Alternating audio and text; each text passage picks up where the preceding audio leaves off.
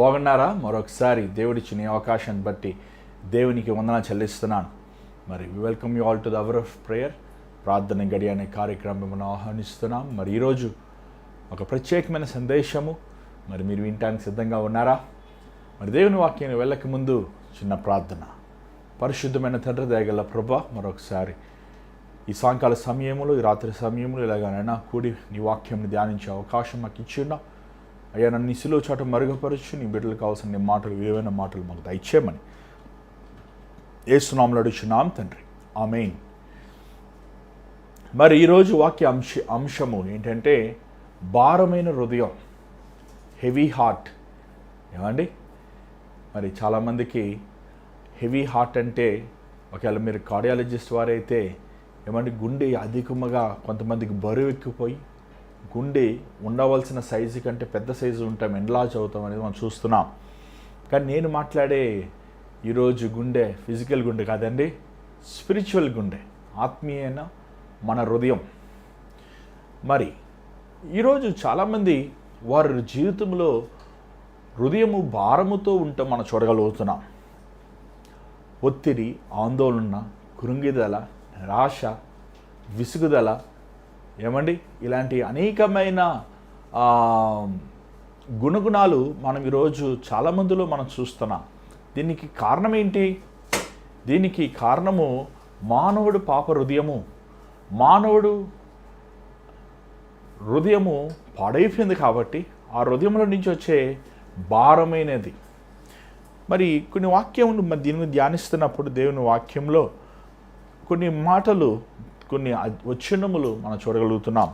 ముఖ్యంగా సామెతలు 14వ అధ్యాయము, సామెతలు 14వ అధ్యాయము,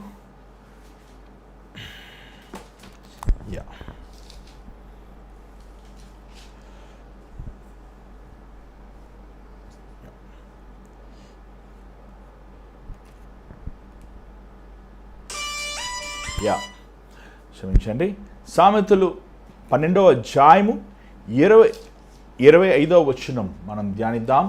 సామెతలు 12వ అధ్యాయము 25వ వచనం.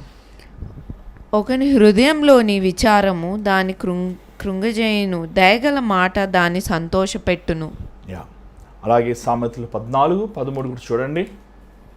ఒకడు నవ్వుచుండినను హృదయమున దుఃఖముండవచ్చును, సంతోషము తుదకు వ్యసనమగును. ఒకడు నవ్వుచున్నను తన హృదయములు దుఃఖమునచ్చును. దుఃఖము, హృదయము దుఃఖము. చాలాసార్లు మన హృదయం దుఃఖంగా ఉంటుంది కదండి. ఎందుకు దుఃఖం అవుతుంది? కొన్ని ప్రాక్టికల్ మన రీజన్స్ మనం చూద్దాం. చాలాసార్లు మన హృదయం ఎప్పుడు దుఃఖంగా ఉంటుందంటే, మనకిష్టమైన వారు మనకి విరోధంగా మాట్లాడినప్పుడు, మనకిష్టమైన వారు మనల్ని మోసం చేసినప్పుడు, మనకిష్టమైన వారు ఈ లోకాన్ని విడిచి వెళ్ళిపోయినప్పుడు మన హృదయము తట్టుకోలేనంత బాధలో, వేదనలో ఉంటుంది. చాలాసార్లు మన హృదయం బాగలేనప్పుడు మన ఆహారం భుజించలేము, పడుకోలేము, మన పనులు మనం చేసుకోలేము. ఎంత ప్రార్థన చేసుకున్నా సరే, ఎంత వాక్యం చదువుకున్నా సరే, చాలాసార్లు మన హృదయంలో ఆ బాధను మనం మర్చిపోలేని స్థితులు మనం చాలాసార్లు ఎదుర్కొంటుంటాం. ఏమంటే ఈ హృదయంలో ఉన్న పోరాటం, లేకపోతే బాధ అనేది, నొప్పి అనేది, ఇది భక్తులు మాత్రమే కాదండి, అందరూ ఎదురు చూస్తుంటారు. మానవుడైన ప్రతి ఒక్కడు, మనసున్న ప్రతి ఒక్కడు తన హృదయము భారముగా ఉంటామనేది మనం చూస్తుంటాం. అంత మాత్రమే కదా, సొలొమోను అని చెప్పిన మాటలు ఒకసారి చూడండి. 14వ వచనం, 13వ వచనం చూడండి, చదవండి. ఒకడు నవ్వుచుండినను హృదయంన దుఃఖముండవచ్చును, సంతోషము తుదకు వ్యసనమగును. సంతోషము తుదకు వ్యసనమగును. చాలాసార్లు చాలామంది మనసు బాగాలేదని ఏం చేస్తారు తెలుసా అండి? వ్యసనాలు. ఏ వ్యసనాలు? అది తాగుతాం, లేకపోతే స్నేహితులతో తిరుగుతాం, లేకపోతే వారు ఇష్టమైన సినిమాలు చూసుకుంటూ వారి మనస్సుని అటు ఇటు మళ్ళించుకుంటుంటారు. కానీ ఆ వ్యసనము తీరిపోయాక మరల దుఃఖం అనేది వారి హృదయము కలుగుతున్నట్లు మనం చూడగలుగుతున్నాం. దేవుని వాక్యము ఏమండి, మనం చదివినట్లయితే దేవుని వాక్యములో ఉన్న మర్మములు మనం గమనించినట్లయితే దేవుని వాక్యము మన హృదయములో ఉన్న దుఃఖము నుంచి విడుదలవ్వగలిగిన శక్తివంతమైనది. చాలాసార్లు చాలామంది ఆ సమయంలో, భారమైన సమయంలో, హృదయం భారంగా ఉన్నప్పుడు వారు ఏమైపోతారు తెలుసా? కృంగిపోతుంటారు, నలిగిపోతుంటారు, వారు భోజనం చేస్తాం మర్చిపోతుంటారు, వారు ఒంటరిగా ఉండాలని ఆశిస్తుంటారు, చాలాసార్లు విరక్తి చెందుతారు. ఎందుకు ఈ జీవితం, చనిపోతే మేలు కదా, ఎందుకు నాకు ఈ బ్రతుకు అని వారిని వారు దూషించుకుంటుంటారు. కొంతమంది ఆ పరిస్థితి కారణమైన మనుషుల్ని దూషిస్తుంటారు. కొంతమంది అందరి మీద చిరాకు పడుతుంటారు, విసుగుదల, ఆందోళన కలిగి ఉంటారు. ఈరోజు చూడండి, దేవుడిని బిడ్డలమైన మనము వాడు గమనించాలి ఏంటంటే, మన హృదయంలో ఉన్న భారమును ప్రభు ఎరిగినవాడు.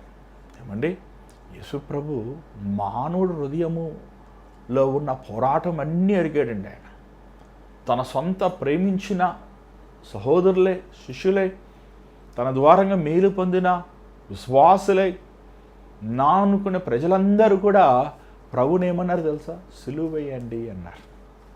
ఆ శ్రమ సమయములో, ఆ దుఃఖ సమయంలో తన బిడ్డలు, తన శిష్యులు కూడా తన బాధను అర్థం చేసుకోలేకపోయారు. అంత మాత్రమే కాదు, ఆయన కలువరి సిలువలో ఆ గొలగొత కొండపైన తన తండ్రి మీద తన మనసు ఎంతో పెట్టుకున్నాడు ప్రభు. ఎలి ఎలి లామా సబక్త, నా దేవా నా దేవా నన్ను ఏలా చేయి విడిచితివి. ఒంటరితనము, చీకటితనం అంటే ఏంటో ప్రభువుకి బాగా అర్థం అవుతుందండి.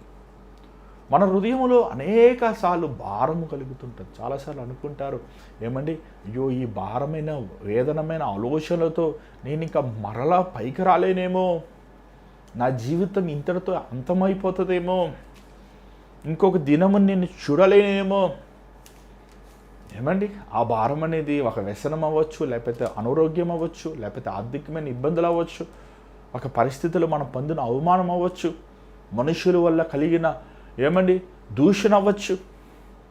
చాలాసార్లు మనకి అర్థమగాని పరిస్థితుల ద్వారా మనం వెళ్తుంటాం. ఆ సమయంలో ఏం చేస్తారు చెప్పండి? చాలాసార్లు వారు ఏం చేస్తారు చెప్పనండి, వారు మరణించాలని ఆశిస్తుంటారు, మరణదాహం కలిగి ఉంటారు. ఆత్మహత్య చేసేసుకుంటే నా సమస్యలు తీరిపోతాయి, సముద్రములకు వెళ్ళి మునిగిపోతే నాకు నిరంతరమైన సమాధానం దొరుకుతుంది, విషం తాగేస్తే సమస్యల నుంచి విముక్తి కలుగుతుంది అనే ఆలోచనకి లేదా అభిప్రాయానికి చాలామంది అలాంటి తీర్మానాలు చేస్తామనేది మనం చూస్తున్నాం. ఈరోజు ఎంత పెద్ద ఏమండి చదువుకునే వారు అవనివ్వండి, యాక్టర్లు అవనివ్వండి, ఒక రాజకీయవేత్తలు అవనివ్వండి, గొప్ప గొప్ప రాజులు అవనివ్వండి. ఏమండి, పాత దినాల్లో అంటే రాజులంట వారి మెడలనే పెట్టుకుంటారంట విషం అని.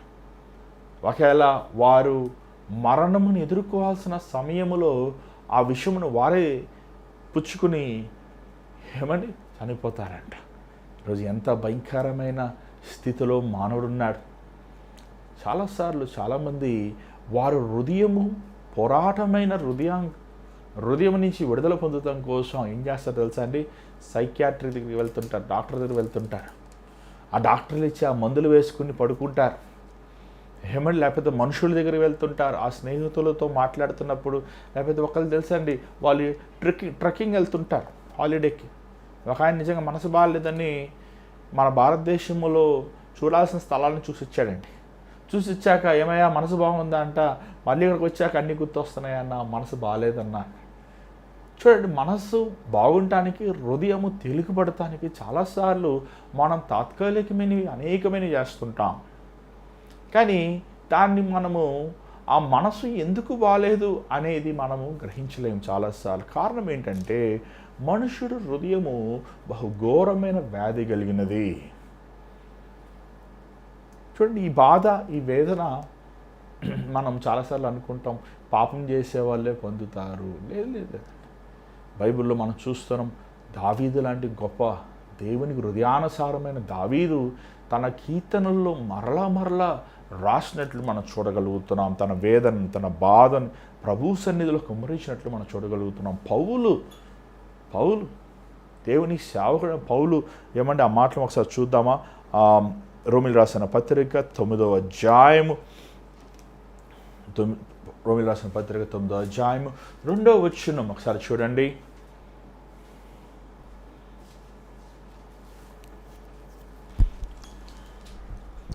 క్రీస్తునందు నిజమే చెప్పుచున్నాను, అబద్ధమాడుటలేదు. యా, పరిశుద్ధాత్మయందు నా మనస్సాక్షి నాతో కూడా సాక్ష్యమిచ్చుచున్నది. సాధ్యమైన ఎడల దేహ సంబంధులైన నా సహోదరుల కొరకు నేను క్రీస్తు నుండి వేరే శాపగ్రస్తున్నై ఉండగోరుదును. వీరు ఇజ్రాయేలీలు దత్తపుత్రత్వమును మహిమయు నిబంధనలను ధర్మశాస్త్ర ప్రధానమును అర్చనాచారులను వాగ్దానములను వీరివి.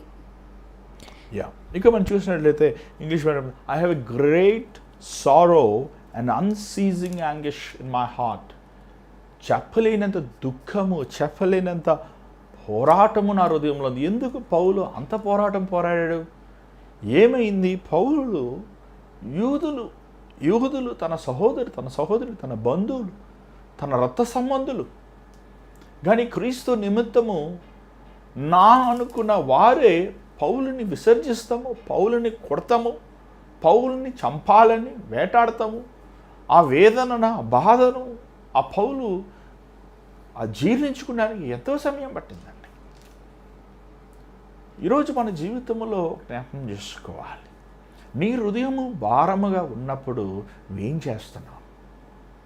చాలాసార్లు ఏమంటే కొంతమంది ఏమంటే ఆ కామెడీస్ చూస్తుంటారు, ఆ జోక్స్ నవ్వుతుంటారు, ఆ ప్రాంక్స్ చూస్తుంటారు. అవి చూసుకొని వారు కూడా ఆహాహోహో నవ్వుతుంటారు. ఆ చూసిన వరకు ఆనందంగా ఉంటారు. మరలా అయిపోయాక వారు భారమైన హృదయం కలిగి ఉంటారు. ఈరోజు నువ్వు ఆ స్థితిలో ఉన్నావా? నువ్వు అలాంటి పోరాటమైన స్థితిలో ఉన్నావా? చూడండి, కీర్తనదారుడు ఇంకొక మాట ఏమంటున్నాడు చూడండి. యా, సామెతలు 25వ అధ్యాయం 17వ వచనం ఒకసారి చదవండి.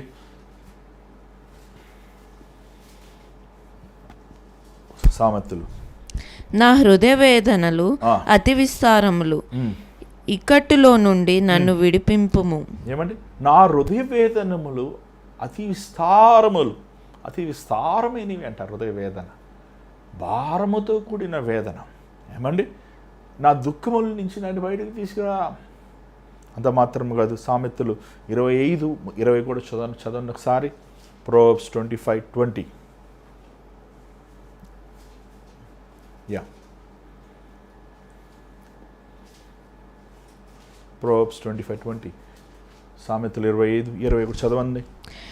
దుఃఖచిత్తునికి పాటలు వినిపించువాడు చలిదినమున పైబట్ట తీసివేయు వానితోనూ సురేకారము మీద చిరకపోయు వానితో సమానుడు. ఏమండి? మళ్ళీ భలే రాశాడు, చదవండి, మళ్ళీ చదువుదాం. యా, దుఃఖచిత్తునికి పాటలు వినిపించువాడు చలిదినమున పైబట్ట తీసివేయు వానితోను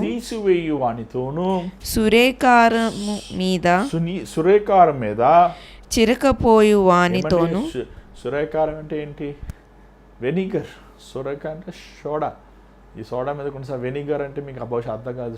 సోడా మీద మనం ఉప్పేస్తే ఏమవుతుంది చెప్పండి? అది పొంగిపోతూ ఉంటుంది. అలాగా పాటలు, చాలాసార్లు మన పాటలు వింటుంటాం. ఈరోజు పాటలు ఎంతో, ఎవరికి ఇష్టం ఉండదు పాటలు అంటే? ఏమండి? దేవుని ఆత్మీయమైన పాటలు మనం వింటుంటాం. ఆ పాట విన్న వరకు బాగుంటుంది, ఆరాధనలో పాటలు పాడే వరకు మనం బాగుంటాం. మరలా పాట అయిపోయింది అనుకోండి, మళ్ళీ మనసంతా చికాగ్గా ఉంటుంది. మరలా వింటారు ఆ పాట, మరలా వింటారు. విన్న వరకు బాగుంటుంది అయ్యా పాటలు. ఆరాధనలు పాటలు పాడితే బాగుంటుంది, వాక్యం వింటున్నప్పుడు బాగుంటుంది. కానీ మరలా మేము ఇంటికి వెళ్ళినప్పుడు మరలా మా హృదయము భారముగా ఉంటుంది. ఏం చేయాలి? ఎలాగ మనం ఈ భారము నుంచి బయటపడాలి? ఎలాగ మనం ఈ భారము నుంచి మనం విమోచించేవాడు ఎవడు ఉన్నాడు? చూడండి, మొదటగా మన హృదయము భారముగా ఉండటం కారణం ఏంటంటే మనలో దేవుడు ఉన్నాడు అని గ్రహింపు లేదండి. ఖచ్చితంగా మనం ఇలాంటి పరిస్థితుల ద్వారా వెళ్ళినప్పటికీ ఈ సృష్టిని, ఈ శూన్యముని మనం చూసినప్పుడు దేవుడు అన్నవాడు అక్కడ ఉన్నాడు. ఫస్ట్ ఇది మనకు ఒక విశ్వాసం కలగాలండి. నీ జీవితము, నీ హృదయం, భారమైన హృదయమును నువ్వు గ్రహించుకొని బాధపడుతున్నప్పుడు, అరే నాకు ఈ భావము, ఈ బాధపడే గుణమును నాకు సృష్టించాడు, అంటే నాకు హృదయమునిచ్చాడు, నిశ్చయముగా నా హృదయమునిచ్చిన దేవుడు ఒకడు ఉన్నాడు అనే గ్రహింపు ఉండాలి. రెండవదిగా మనము మట్టిమని తగ్గించుకోవాలి. చాలాసార్లు వారు హృదయము భారము ఉండటానికి కారణం ఏంటి తెలుసా?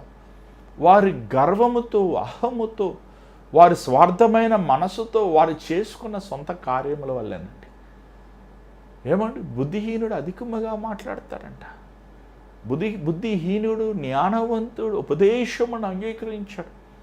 దేవుని వాక్యమును మనం చదివినప్పుడు, దేవుని వాక్యమును మనం ధ్యానించినప్పుడు అండి, చూడండి, చాలాసార్లు మన నేత్రానికి అన్నీ పచ్చగా కనబడతాయి, అన్నీ రంగులు కనబడతాయి. పిల్లలు చూడండి, ఆ రంగులు చూసి ఆకర్షించుకుపోతుంటారు. కానీ ఈరోజు చాలామంది విశ్వాసులు, రక్షించబడిన వారు, దేవుని ఎరిగిన వారు, దేవుని వాక్యమును తెలిసిన వారు ఇంకను అపవాది పుట్టే ఆకర్షణలకు ఆకర్షించిపోతున్నారు. మాయలకి, ఏమండి, తంత్రములకి, అపవాది పెట్టిన ఏమండి ఆ మాటలు లేకపోతే ఆ క్రియలకి ఆకర్షించిపోతున్నారు. ఏమండి, ఒకళ్ళు ఎవరో ఫోన్ చేశారు, అయ్యా మాకు 1.5 కోటి అప్పు ఉంది, మేము అప్పు తీర్చలేకపోతున్నాం, చచ్చిపోవాలనుకుంటున్నాం. ఏమండి, ప్రార్థన చేశాను. అడిగానమ్మా, మీరు మీతో మాట్లాడుతుంటే మీరు సామాన్యంగా ఉన్నారు, 1 కోటి రూపాయల అప్పు అంటే మీకు ఎవరిచ్చారమ్మా 1 కోటి రూపాయలు? ఏమండి, వాళ్ళు ఏం చేశారంటే 1 కోటి రూపాయలు ఒకళ్ళు అప్పు ఇస్తుంటే అప్పు ఇచ్చిన వారికి షూరిటీ ఇచ్చారు. ఆ షూరిటీ ఇస్తున్నప్పుడు ఎందుకు ఇస్తారు? ఊరకనే ఇవ్వరు కదా, నాకేం లాభం ఉంటుంది అని చెప్పి అప్పు తీసుకున్నవాడు చెప్పాడంట, అమ్మ నేను నీకు వడ్డీలో కొంచెం వడ్డీ మీకు ఇస్తానన్నాడంట. అసలు తీసుకుని 6 నెలల్లో మనిషి కనబడకుండా వెళ్ళిపోయాడు. ఏమంటే ఇప్పుడు అప్పుల వారు వీళ్ళ వెంటాడుతున్నారు. వీళ్ళకేమో ఇల్లు అమ్మినా, స్థలం అమ్మినా, గేదెలు అమ్మేసిన, అంతా ఉన్నదంతా అమ్మినా కూడా 1 కోటి రూపాయలు, 1.5 కోటి ఎక్కడొస్తుందయ్యా మాకు? ఏమంటే దురాశ, కంగారు పడి నీ సొంత స్వార్థమైన హృదయముతో ఏదో సంపాదించుకోవాలని ఆశపడి కక్కుత్తిపడి ఉన్నది కూడా పోగొట్టుకుంటాం. ఏమండి, చాలాసార్లు మనం భారమైన హృదయం కలిగినప్పుడు మన జీవితంలో దానికి కారణం వెనకాల ఉన్న ఆ పరిస్థితులు మనం ఆలోచించాలి. అనారోగ్యములు అవనవండి, ఆర్థికమైన ఇబ్బందులు అవనవండి, మనల్ని ప్రేమించిన వారు ఎవరిని ప్రేమించి బైబిల్లో ఏముంది? నీ దేవుని పూర్ణమైన హృదయంతో, పూర్ణమైన ఆత్మతో, పూర్ణమైన శక్తితో ప్రేమించు. మొత్తము నీ హృదయం అంతా దేవుడు ఉన్నప్పుడు నువ్వు మనుషులను ఎలా ప్రేమిస్తావు, ఉద్యోగాలను ఎలా ప్రేమిస్తావు, ఆస్తులను ఎలా ప్రేమిస్తావు, లోకమును ఎలా ప్రేమిస్తావు? దేవుణ్ణి ప్రేమించు, నీ పొరుగు వాడిని ప్రేమించు. ఆబ్వియస్లీ దేవుని ప్రేమతో, స్వార్థం లేని ప్రేమతో. చాలాసార్లు వాళ్ళు భర్తే సర్వం అనుకుంటారు, వాళ్ళు భార్య సర్వం అనుకుంటారు. ఏమండి, వారి తల్లిదండ్రులే సర్వం అనుకుంటారు. ఈరోజు చాలామంది మా పిల్లలే సర్వం అనుకుంటున్నారు. ఏమంటే నువ్వు దేవునికి ఇవ్వాల్సిన స్థానం దేవునికి మాత్రం ఇవి. నీకు జన్మం ఇచ్చిన మాత్రం నీ తల్లిదండ్రులు దేవుడు ఎవరండి? నీ కడుపు నుంచి పుట్టారు కాబట్టి నీ బిడ్డలు నీకు దేవుడు అవ్వకూడదు. దేవుడు ఎన్నబడినవాడు ఆయన నీ సంపూర్ణమైన హృదయము, నీ సంపూర్ణమైన జీవితము, నీ సంపూర్ణ సమస్తము దేవునికి నువ్వు అంకితం చేయాలి. దేని రూపమును చేసుకుని నువ్వు సాగిలపడకూడదు. ఈరోజు ఈ కరోనా టైంలో ఎంతోమంది నేను చూస్తున్నానండి. ఒకసారి ఒకరి ఇంటికి వెళ్ళాను, వారి తల్లిదండ్రులు 80 సంవత్సరాలు, ఇద్దరు మరణించారు. ఆమెకి, పెద్ద ఆమెకి ఇంచుమించు 50, వారందరి పిల్లలకి ఇంచుమించు 50 ఉంటాయి, 50s ఉంటారండి. అమ్మ చచ్చిపోయింది, నాన్న చచ్చిపోయారే అని చెప్పి ఏమండి 2 సంవత్సరాలు ఏడుస్తున్నారు. నాకు అర్థం కాలేదు అసలు, ఇదేంటి ఇది? అరే మీరే అమ్మమ్మలు నాన్నమ్మలు అయ్యే వయసులో ఉన్నారు, అరే మీరే పెద్ద వయసులో ఉన్నారు, చచ్చిపోయిన వారి కోసం ఇంత ఏడుపేంటి? ఏమండి, అది తల్లిదండ్రులు కూడా ఉందండి. తల్లిదండ్రులు కూడా ఆ పిల్లల్ని అంత ప్రేమ చూపిస్తాం, వాళ్ళు కూడా తప్పే. మన తల్లిదండ్రులు అయిన వారు మన బిడ్డలకి క్రమశిక్షణతో పాటు దేవుని పట్ల ప్రేమను చూపించాలి. బతికున్నప్పుడే చెప్పాలి, నేను చనిపోయినప్పుడు ఏడవద్దయ్యా. ఏమని చెన్నైలో ఒక ఆయన ఉన్నారు, ఆయన పేరు తిరుపాలు. మా సంఘంలో ఆయన 4-5 బిడ్డలు ఆయనకి ఇంచుమించు. ఆయన ఒక మాట నేను వాళ్ళ కుమారుడు చెప్పినప్పుడు నేను ఆశ్చర్యం వేసిందండి. అన్నా, మా నాన్నగారు చనిపోతున్నప్పుడు అన్నీ చక్కపెట్టేశాడన్న. నేను చచ్చిపోతే మీరు అసలు ఏడకూడదు, బాధపడకూడదు. ఆయన సమాధి పెట్టికి డబ్బులు, సమాధి పెట్టి కప్పెడతానికి మళ్ళీ పాస్టర్ గారికి ఎంత కానుకోవాలి అప్పుడు ఎత్తి పెట్టాడన్న. ఏమండి, మరలా ఏంటంటే మరలా జ్ఞాపకాదుకోవటానికి ఎంత ఖర్చు అవుతుంది, భోజనానికి ఎంత, మరలా మీరు ఇబ్బంది పడకూడదు. నేను చనిపోతున్నాను, నేను పరలోకానికి వెళ్ళిపోతున్నాను, మీరు బాధపడకూడదు, మీరు గొడవ వేసుకోకూడదు. అంత చక్కగా చెప్పేసి అప్పుడే రాసి పెట్టేశాడు చక్కగా. పాస్టర్ గారికి ఎంత ఇవ్వాలి జ్ఞాపకాదుకోవటానికి. ఏమండి, అసలు ఎంత తను సిద్ధపడ్డాడు. ఈరోజు మనం గమనించాలి, నీ హృదయమును నువ్వు భారముగా ఉంటున్నప్పుడు ఏం చేస్తున్నావు? కీర్తనదారుడు ఏం చేశాడో చూడండి. కీర్తన 43 ఒకసారి మనం చదువుదాం. Psalms 43, కీర్తన 43 ఏం చేస్తున్నాడు చూడండి. 5వ వచనం ఒకసారి చదవండి. నా ప్రాణమా, నీవేళ కృంగి ఉన్నావు, నాలో నీవేళ తొందరపడుచున్నావు. దేవుని యందు నిరీక్షణ ఉంచుము. నీ భారమైన హృదయము కారణం ఏంటంటే ఇది మనుషుల వల్ల కలిగినది. మనుషులు నీ హృదయాన్ని భారపరిచారు. మనుషులు నీ హృదయముని వేదనలోకి, కృంగుదలోకి తీసుకువెళ్ళారు. దేవుడి మీద దగ్గరికి వెళ్ళు, దేవుని మీద నిరీక్షించు. నీ బిడ్డలను నమ్ముకున్నావు, నీ సొంత వారిని నమ్ముకున్నావు, నిన్ను నువ్వు నమ్ముకున్నావు, విఫలం చెందావు. ఎప్పుడైనా నువ్వు దేవుని నమ్మితే ఏం చేస్తావు తెలుసా? దేవుని నమ్మిన వాడు త్రొట్టిల్లడు, దేవుని నమ్మిన వాడు సిగ్గుపడడు, దేవుని నమ్మినవాడు, దేవుని వాక్యముని నమ్మినవాడు ఏమండి అవమానించబడడు. నువ్వు మరలా స్తుతిస్తావు. చూడండి యెహోషువ ఏం చెప్తున్నాడు చూడండి. 2వ దినవృత్తాంతములు 20వ అధ్యాయము ఒకసారి మీ బైబిల్ మీరు చెప్పండి, మాతో పాటు కూడా మీరు చదవండి. చూడండి, ఈరోజు చాలామంది బైబిల్ చదవలేకపోతున్నాం, మనం నిరాశతో ఉంటున్నాం. 20వ అధ్యాయము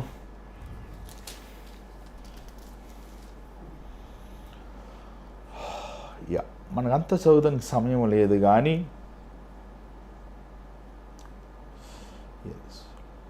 20వ వచనం చదవండి. 20వ అధ్యాయము 20వ వచనం చదవండి. అంతటా వారు ఉదయమునే లేచి తెకోవ అరణ్యమునకు పోయిరి. వారు పోచుండగా యెహోషాపాతు నిలవబడి, యూదావారులారా, యెరూషలేము కాపురస్తులారా, నా మాట వినుడి. మీ దేవుడైన యెహోవాను నమ్ముకొనుడి, అప్పుడు మీరు స్థిరపరచబడుదురు.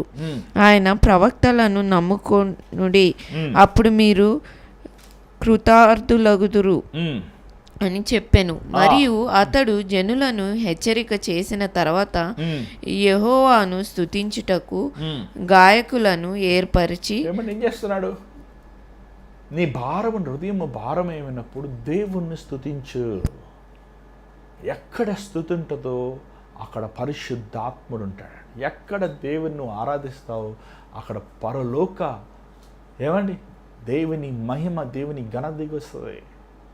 దేవుని స్తుతించు. ఏమంటున్నాడు? అమోనీయులు, అక్కడ చూసినట్లయితే మోయాబీలు, వీరందరూ యుద్ధానికి వచ్చారు. ఇశ్రాయేలీలు ఇసుకరైన వల్లే ఉన్నారు వారు. కానీ దేవుడు చెప్పాడు, అయ్యా ఇది నీ యుద్ధము కాదు, ఇది నా యుద్ధము. ఆ మాటని, దేవుని మాటని తీసుకున్నాడు, నమ్మాడు, భయపడలేదు, బెదిరిపోలేదు, కృంగిపోలేదు, ఆందోళన చెందలేదు. దేవుని యందు విశ్వాసం ఉంచాడు కాబట్టి కీర్తనలు పాడాడండి. దేవుని స్తుతించాడు, మనసు పూర్తిగా ఆయన మీద ఆనుకున్నాడు. దేవుని మీద ఆనుకున్న ప్రతి ఒక్కడు లేవనెత్తపడతాడండి. కీర్తనదారుడు అంటే 118 మనుషులను ఆశ్రయిస్తాను కంటే యెహోవాను ఆశ్రయిస్తాం నేడు. మనుషులను నమ్ముకుంటే దేవుని నమ్ముతాం మేలయ్యా. ఇంతవరకు నువ్వు మనుషులను నమ్ముకున్నావు, పరిస్థితులు నమ్ముకున్నావు, ఉద్యోగాలు నమ్ముకున్నావు, లోకాన్ని నమ్ముకున్నావు, నిన్ను నువ్వు నమ్ముకున్నావు, నీ జ్ఞానమును నమ్ముకున్నావు, నువ్వు అవమానించబడ్డావు. ఇప్పటికైనా దేవుని నమ్ము. ఏ రోజు విడిచిపెడు. సూర్యుని చంద్రుని చూస్తున్నారా? ఆకాశము చేసే ప్రభు, సముద్రముని చేసిన ప్రభు, పర్వతములు చేసిన మన దేవుడు. ఏమండి, మన భూలోకం ఒకటే ఉందా? ఎన్ని నక్షత్రములు, ఎంత గ్యాలక్సీ, ఎంత దేవుని మహిమ మనం చూస్తాం.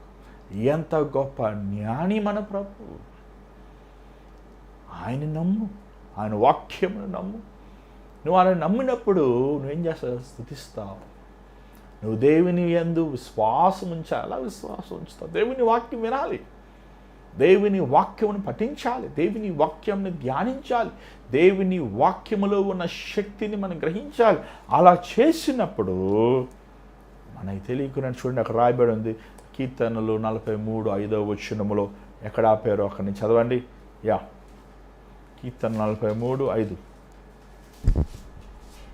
నేను యెహోవాయందు ఆశ్రయిస్తాను.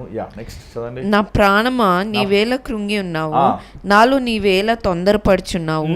దేవుని అందు నిరీక్షణ ఉంచుము, ఆయన నా రక్షణకర్త, ఆయన నా రక్షణకర్త, నా దేవుడు, నా దేవుడు. ఇంకను నేను ఆయనను స్తుతించెదను. ఇంకను నేను ఆయనను స్తుతిస్తాను. కార్యం అయిపోయాక, ఎగ్జామ్ పాస్ అయిపోయాక, ఉద్యోగం వచ్చేసాక, ఇల్లు కట్టేసుకున్నాక, ఏమండి అమెరికాకి వెళ్ళిపోయాక, ఐఏఎస్ ఆఫీసర్ అయిపోయాక కాదు దేవుని స్తుతించేది. నువ్వు నీ పరీక్షల్లో ఫెయిల్ అయిపోయినప్పుడు దేవుని స్తుతించు. ఎప్పుడు స్తుతించాడు దావీదు దేవుణ్ణి? గొలియాతుని చంపేసాక స్తుతించాడా? చంపక ముందు స్తుతించాడా? ఎప్పుడు స్తుతించాడు చెప్పండి? యెహోషువపాతు దేవుని యుద్ధానికి వెళ్ళి జయం పొందాక స్తుతించాడా? జయం పొందక ముందే స్తుతించాడా? స్తుతించు. దేవుని వాగ్దానంలో ఎత్తిపట్టుకో, కన్నీటితో ఉపవాస ప్రార్థన చేయి, ప్రభుతో భారమును కుమ్మరించి, ప్రభు సన్నిధిలో కుమ్మరించి. మనుషులు ఎవరు సహాయం చేస్తారని చూస్తున్నావు, లేకపోతే ఇంతే నా జీవితం అని నువ్వు తీర్మానం చేసుకుంటున్నావు. కానీ నిన్ను రూపించి, నీకు ప్రాణం ఇచ్చి, నీకు జీవమును ఇచ్చిన దేవుడు తీర్మానించలేదు కదా. ఏమంటే ఆయన తీర్మానిస్తే ఓకే, ఆయన తీర్మానించలేదు కదా. మన కాలగతులు యెహోవా చేతిలో ఉన్నాయి.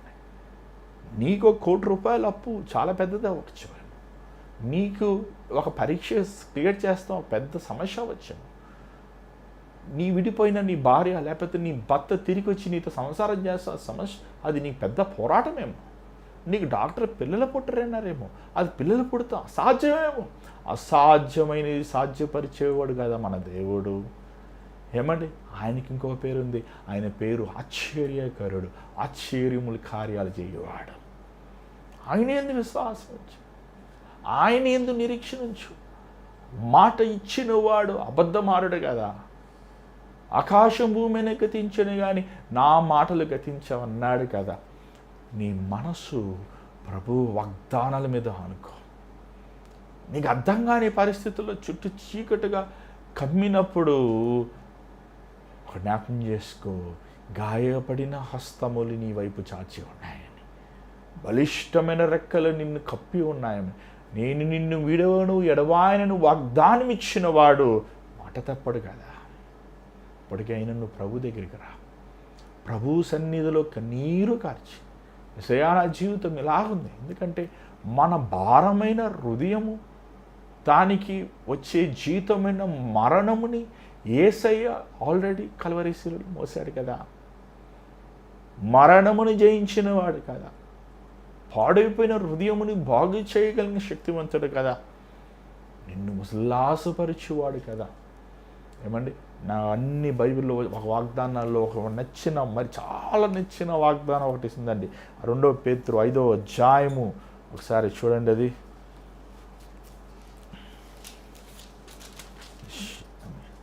క్షమించండి, 1 పేతురు 5వ అధ్యాయము 7వ వచనం చదవండి.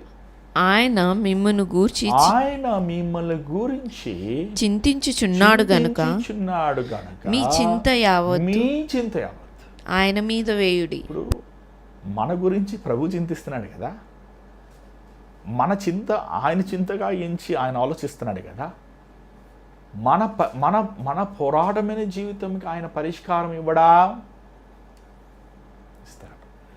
నమ్మకం ఉంచాలి, విశ్వాసం ఉంచాలి ప్రభువు మీద. నా ప్రభు నన్ను ఎత్తుపట్టుకుని ఉన్నాడు, నా ప్రభు నా చింతను మోస్తున్నాడు, నా భారమును మోస్తున్నాడు. ఏమడి ప్రభు ఏమన్నాడు? భారం మోచున్నారా నా ఎత్తుకు రండి, నా కాడి సులువైనది. ఏమంటే ప్రభు కాడి సులువైనది. ప్రభు కాడి అది విఫలం చెందిన కాడి కాదు, అది విజయం పొందిన కాడి, అది మరణముని జయించిన కాడి. అది ప్రభు లోకము జయించిన వాడు. ఏమండి శిష్యులతో అన్నాడు, యోహాను సువార్త 14వ అధ్యాయం ఒకసారి చూడండి. ఆ మాట ఒకసారి చూద్దాం, చూసుకొని మనం ముగించుకుందాం. యోహాను సువార్త 14వ అధ్యాయం మొదటి వచనం ఒకసారి చూడండి. మీ హృదయమును కలవరపడనీయకుడి, దేవుని యందు విశ్వాసం ఉంచుచున్నారు, నా యందు విశ్వాసం ఉంచుడి. ఏమంటే మీరు హృదయమును కలవరపడనివ్వకండి. కలవరపడద్దు హృదయాన్ని. ఎందుకు కలవరపెడుతున్నావు? నిన్ను కలవర పెట్టే వాటికి చెప్పు, హృదయమా నా హృదయాన్ని నువ్వు కలవర పెట్టద్దు. ఏమంటే మన హృదయం దేవుడు ఉన్నప్పుడు అది ఎలా కలవర పెడుతుంది? దేవుని యందు విశ్వాసం లేదు కాబట్టి నువ్వు కలవరపడుతున్నావు. దేవుని యందు నిరీక్షణ లేదు కాబట్టి నువ్వు ఆందోళన చెందుతున్నావు. దేవుని మీద నీకు నమ్మకం లేదు కాబట్టి నువ్వు హృదయము భారముగా ఉంది. ఇప్పటికే నువ్వు ప్రభు చెప్తాడు.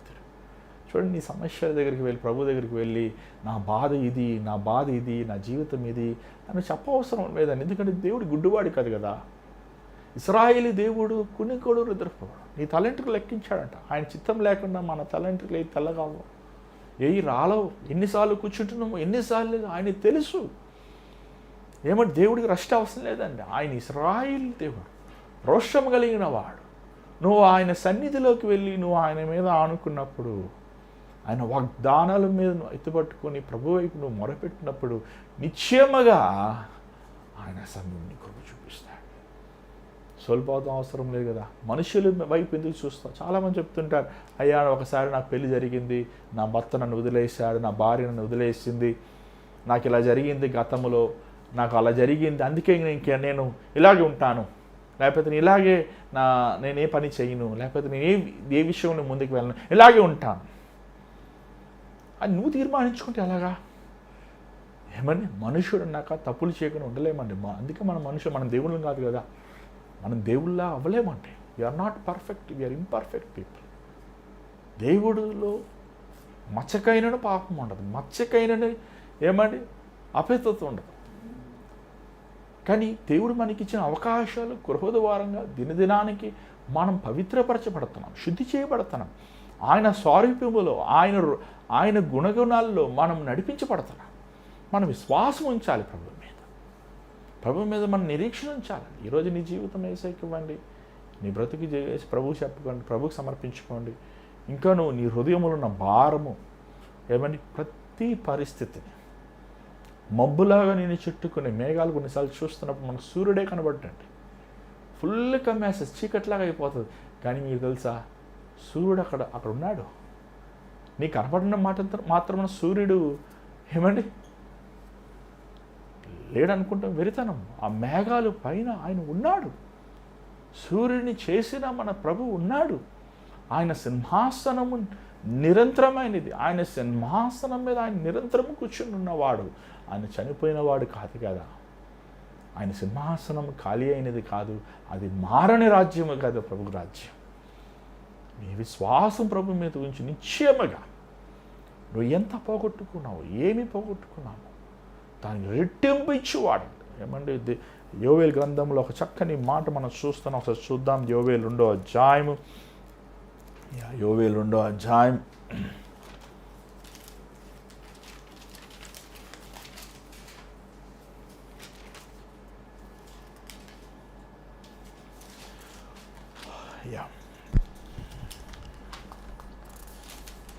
యోవేలు 2వ అధ్యాయం 25వ వచనం ఒకసారి చూద్దాం.